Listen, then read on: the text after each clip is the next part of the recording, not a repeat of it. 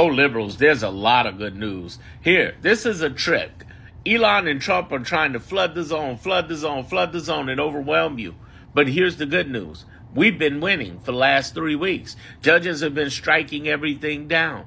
Unconstitutional. And on top of that, it gets even worse. The governors and attorney generals from 22 states have been winning. The ACLU is suing, and they're going to win.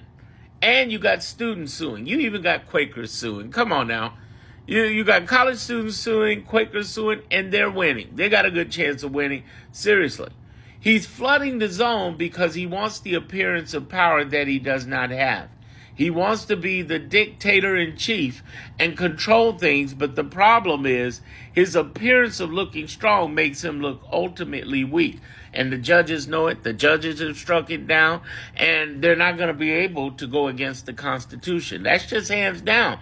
That's why somebody who he appointed as judge even blocked him. It's a losing game.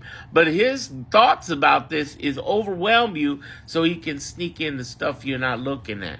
What's the stuff you're not looking at? The 50-page bill they're trying to get through Congress, which they're having a hard time with because it gets rid of everything. It gets rid of Medicare, Medicaid, veterans benefits, Social Security issues they tax. They're trying to do everything.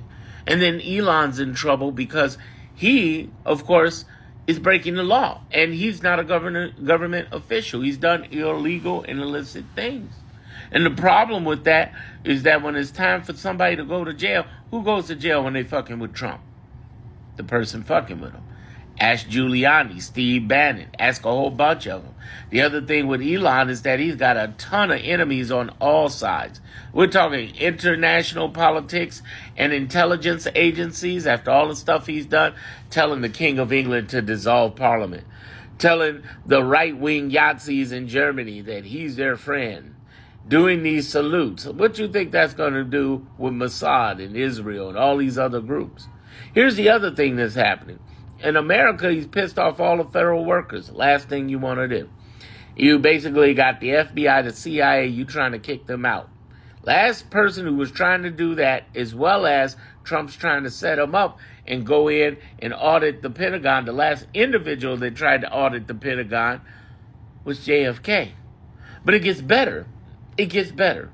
Because he does not have the legal wherewithal to do that. You can't do that. That's against the law. You can't audit Pentagon. You are you. Oh, well, we're Doge. Doge just has to be it's not a real department. It has to be approved by Congress. Well, why didn't they approve it by Congress? They don't have the numbers. They can't do any of this shit through legislation. That's why they're trying to do it. And they're trying to see how far they get away with it. And it's not going to be far. With 8 judges blocking you, 3 of which in the last 24 hours, it's not working. But to his audience that doesn't do in-depth critical thinking, he's really fighting the fight of the swamp. Even if he loses, he wins. Think about it. He said he was going to build a wall, make Mexico pay for it. Only built 2% of it.